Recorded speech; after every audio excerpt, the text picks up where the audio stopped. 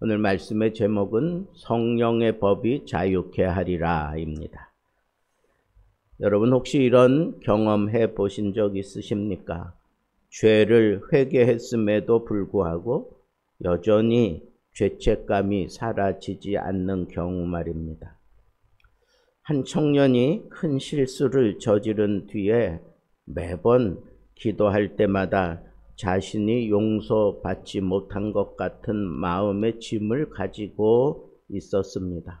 예배를 드리면서 찬양을 부르면서 기도하면서 늘 나는 부족하다, 나는 자격 없다, 나는 어쩔 수 없는 연약한 인생이다 라는 목소리가 계속해서 들려왔습니다.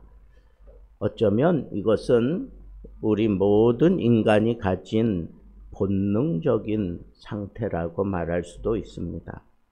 그래서 바울은 로마서 7장 마지막에 오호라 나는 공고한 사람이다 라고 그렇게 탄식하면서 누가 나를 이 사망의 몸에서 건져내랴 라고 그렇게 부르짖었습니다. 그리고는 얼른 또 대답을 주었습니다. 그것은 다른 것이 아니라 그리스도 예수 안에 있는 자에게는 결코 정죄함이 없다라고 그렇게 선언을 했습니다. 죄의 무게는 늘 우리를 정죄의 법정으로 끌고 갑니다. 그런데 오늘 본문은 그 탄식에 대한 정확한 해답을 선언합니다. 그러므로 이제 그리스도 예수 안에 있는 자에게는 결코 정죄함이 없나니, 정죄함이 없다라고 하는 것은 자유하다는 겁니다. 정죄는 법정 용어입니다. 유죄 판결을 받는 그런 것을 의미합니다. 그런데 그리스도 안에 있는 자는 더 이상 유죄 판결을 받지 않는다는 그런 얘기입니다. 왜냐하면 예수께서 우리가 지어야 될 그 죄값을 이미 다 해결해 주셨기 때문입니다. 사단은 우리를 여전히 정죄하려고 하지만 하나님의 법정에서는 이미 무죄 판결이 내려진 것이라 그런 말입니다. 그렇기 때문에 우리는 여전히 죄책감에 눌려 살고 있을 필요가 없습니다. 복음은 죄책감 속에 허덕이며 사는 것이 아니라 이미 주어진 자유를 만끽하며 살아가는 것입니다. 성령이 바로 이 죄책감을 해방시키고 생명으로 살게 만드는 힘입니다. 바울은 생명의 성령의 법이라고 그런 표현을 했습니다. 죄와 사망의 법이 있다면 생명의 성령의 법이 있다고 바울은 지금 둘을 대조시키고 있습니다. 죄와 사망의 법은 죄의 중력처럼 우리를 끌어내리는 힘이 있습니다. 그래서 마침내 죽음에 이르게 만드는 겁니다. 그런데 여러분, 성령의 법은 우리를 끌어내리는 게 아니라 끌어올리는 겁니다. 들어올리는 그런 새로운 힘입니다. 마치 비행기가 중력을 이기는 양력을 사용해서 하늘을 멋지게 날아가는 것처럼 성령은 죄의 지배력을 넘어설 수 있는 능력을 발휘하십니다. 그래서 성령 안에 있는 사람은 단지 죄 사함을 받은 것에 머무르지 않고 죄를 이길 힘을 공급받는다 그런 말입니다. 그래서 우리가 신앙생활을 더 이상 이 죄의 요구대로 하지 않습니다. 성령을 따라 성령의 열매를 맺으며 우리는 자유를 누리며 살게 되는 것입니다. 가끔 우리는 신앙생활을 어떤 나의 의지를 개선시켜서 뭔가 새롭게 하는 거라고 그렇게 착각합니다. 아닙니다. 엄밀히 얘기하자면 성령께 붙들릴 때 비로소 자유와 능력을 누리게 되는 겁니다. 나는 안 된다 라는 자책에서 이제는 성령께서 하신다 라고 하는 고백으로 우리가 자연스럽게 주님의 보좌 앞으로 나아갈 수 있게 되었다는 것입니다. 그래서 오늘 본문에도 하나님은 하시나니, 하나님은 하시나니, 저는 이런 표현이 참 좋습니다. 율법은 거룩하고 선하지만 인간이 육신적인 연약함 때문에 스스로를 의롭게 만들 수 없습니다. 율법 앞에 서기만 하면 오히려 우리를 죄의 법정으로 막 몰아가는 겁니다. 인간은 해결할 길이 없습니다. 모든 사람이 죄를 범하였음에 하나님의 영광에 이르지 못하여 모든 사람이라고 그랬습니다. 그 어떤 사람도 여기에 해당되지 않는 사람이 없습니다. 다 해당되는 겁니다. 그래서 인간으로서는 할 수 없을 때 하나님이 개입하셨습니다. 자기 아들을 죄 있는 육신의 모양으로 보내어서 육신의 죄를 정하시고 마침내 십자가에서 그 죄값을 치르게 하셨습니다. 그래서 예수 그리스도의 십자가는 단순히 우리의 죄를 사하신 것뿐만 아니라 죄 자체의 최종 판결을 내려주신 겁니다. 죄는 더 이상 지배권을 우리에게 행사할 수 없도록 말입니다. 예수 십자가에서 이미 패배해 버린 겁니다.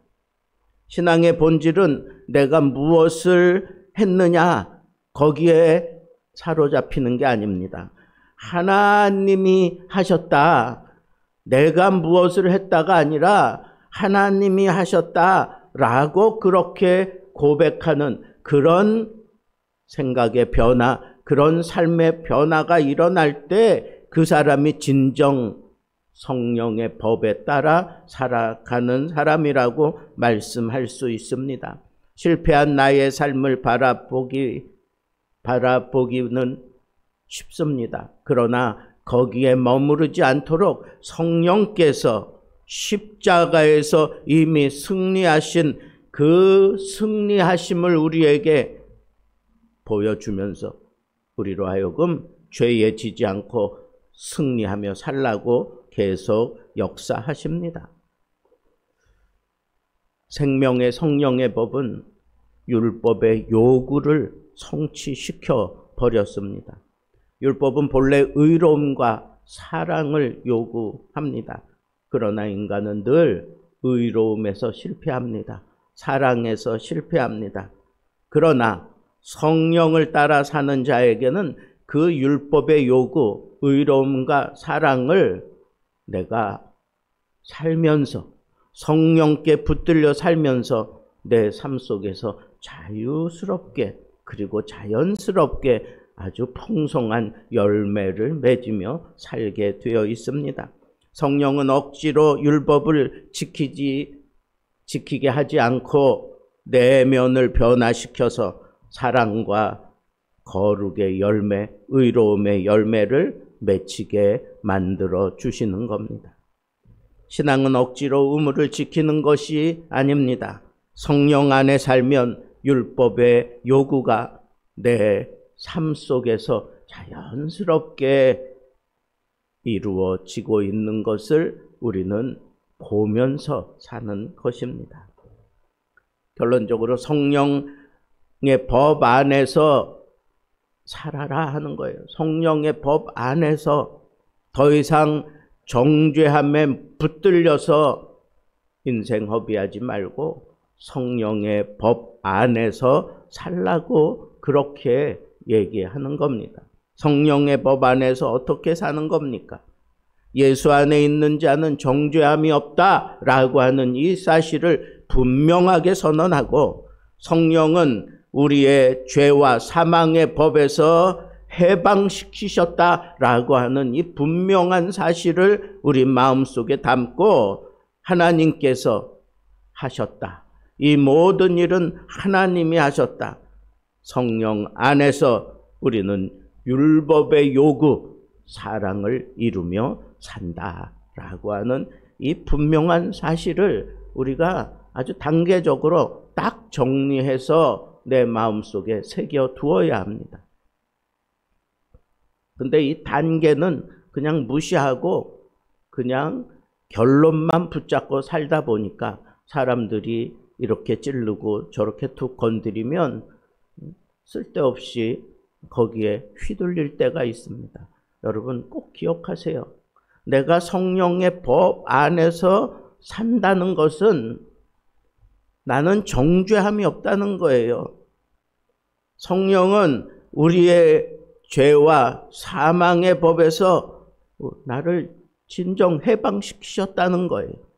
그래서 그 해방시키고 난 이후에 우리는 더 이상 율법을 대할 때에 율법의 요구에 주눅들 필요가 없다는 거예요. 성령을 따라 사는 동안에 율법의 요구, 의와 사랑을 내가 열매 맺으며 살아가고 있다라고 하는 이런 선언을 하며 살아갈 수 있어야 한다는 것입니다. 한 신학자가 이런 말을 했습니다. 기독교 신앙은 죄인이 노력해서 하나님께로 다가가는 종교가 아니다. 오히려 하나님이 죄인에게 다가오셔서 자유를 주시는 복음이다 라고 그렇게 얘기를 했습니다. 비행기가 하늘을 날 수 있는 이유는 중력을 없애는 게 아닙니다. 중력보다 더 강한 양력을 사용해서 비행기가 공중으로 뚫고 올라가는 것입니다. 마찬가지로 성령의 법은 죄와 사망의 법보다 더 강력하게 우리를 들어 올려서 자유와 생명의 길로 우리를 이끌어 가시는 것입니다. 사랑하는 성도 여러분, 오늘부터 죄책감에 눌려 사는 인생이 아니라 성령의 법 안에서 해방된 인생을 살아가시기를 바랍니다.